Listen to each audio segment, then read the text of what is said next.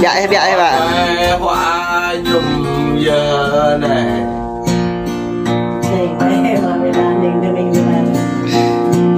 Có hiếp đâu cha giờ này. Có hà đâu rằm giờ này. Là thò đấy lại nữa. Ồ thầu. Nông tất ta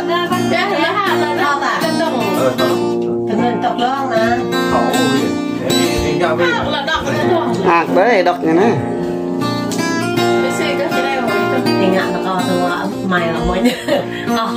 Nè em tọt tới tầng này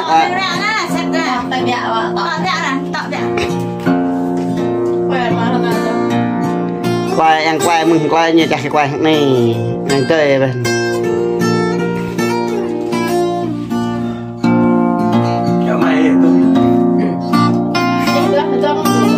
ngục đây nè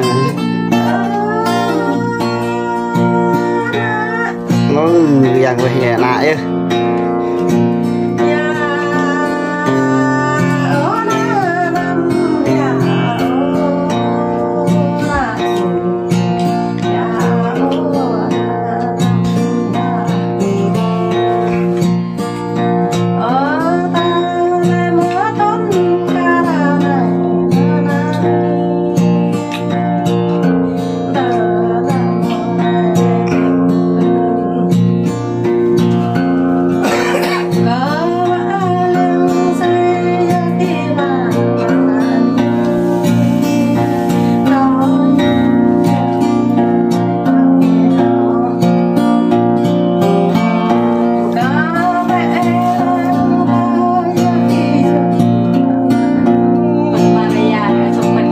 sợ cả ba gỡ ngoài dễ bằng cho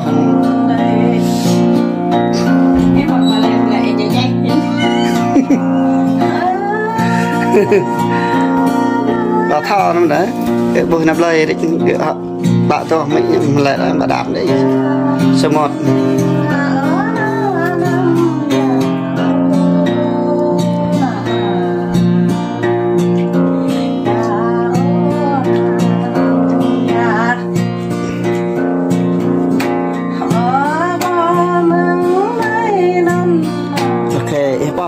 bên quỳnh kia bỏ ngon đừng bài như thế này là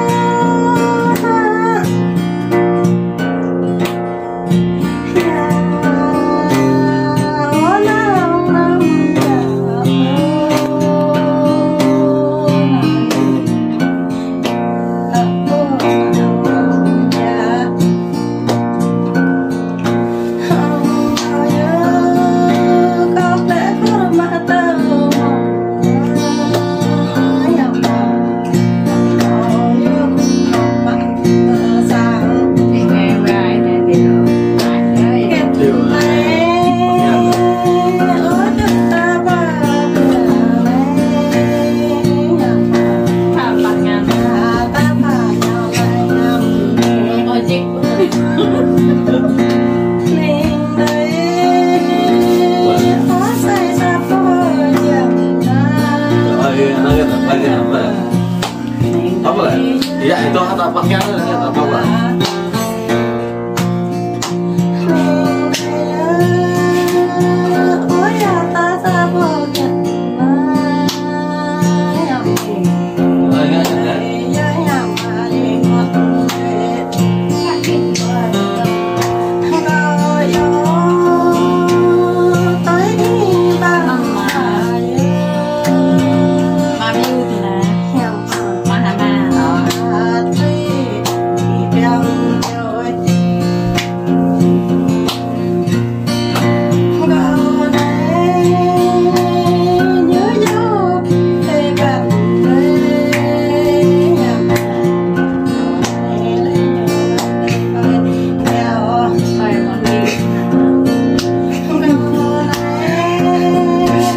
Dịch mà nào mà dịch luôn đấy hả?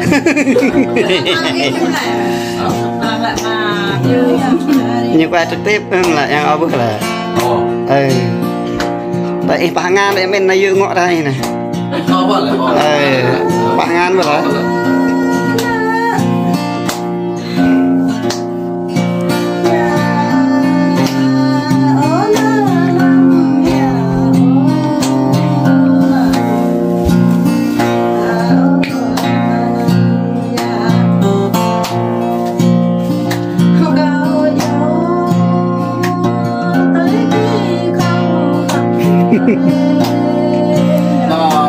được thằng nào phải đơn sọc lẹ sọc nghe là to là mình tặng tặng bịa này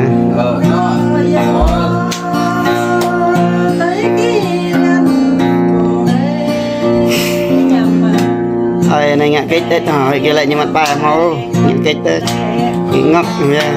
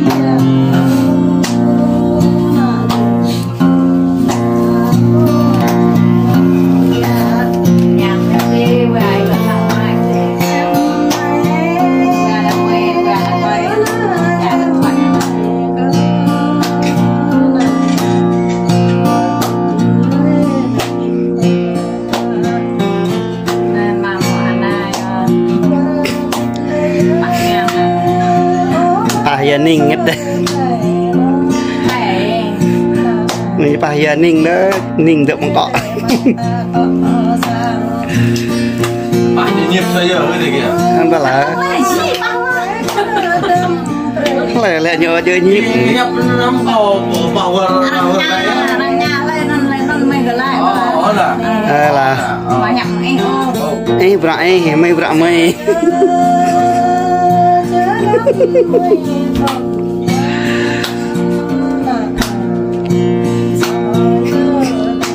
đây ướt chèn nhóc nhóc thơ nuốt đi đứng bài nha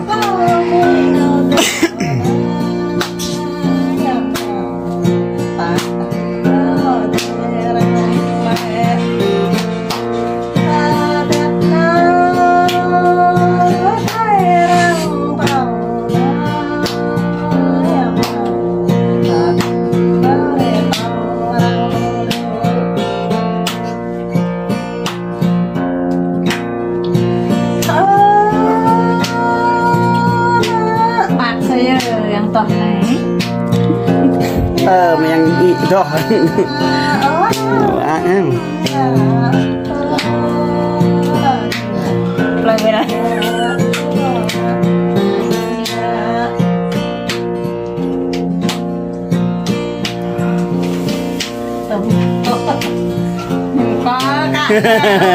Vô hả? Càng vô hả?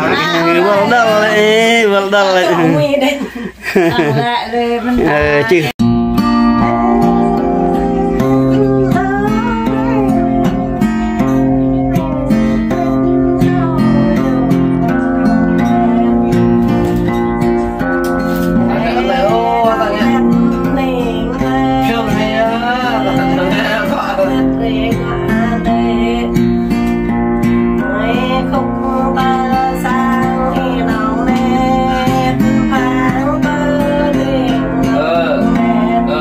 Đúng bài thế này. Vì bài xét là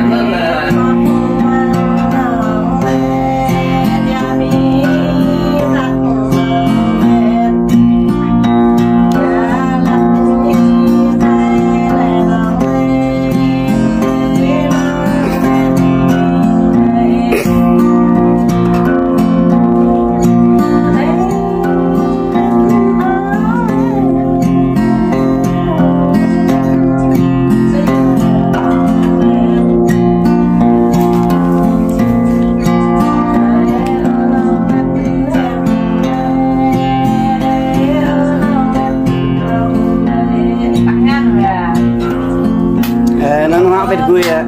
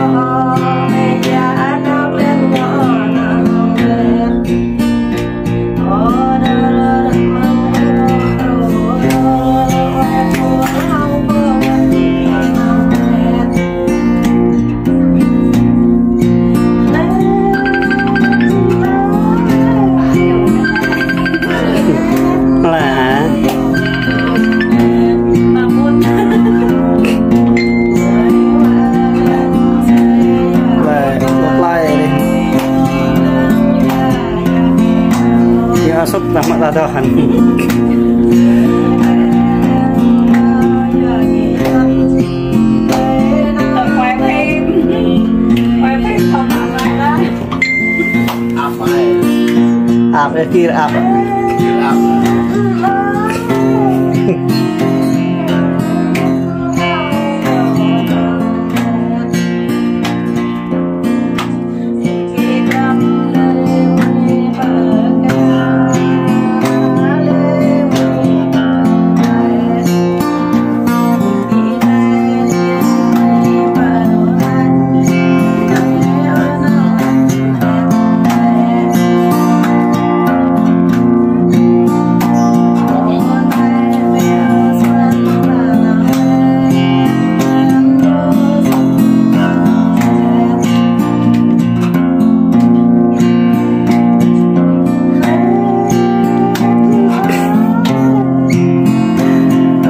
bờ gặp bạn Bờ học này.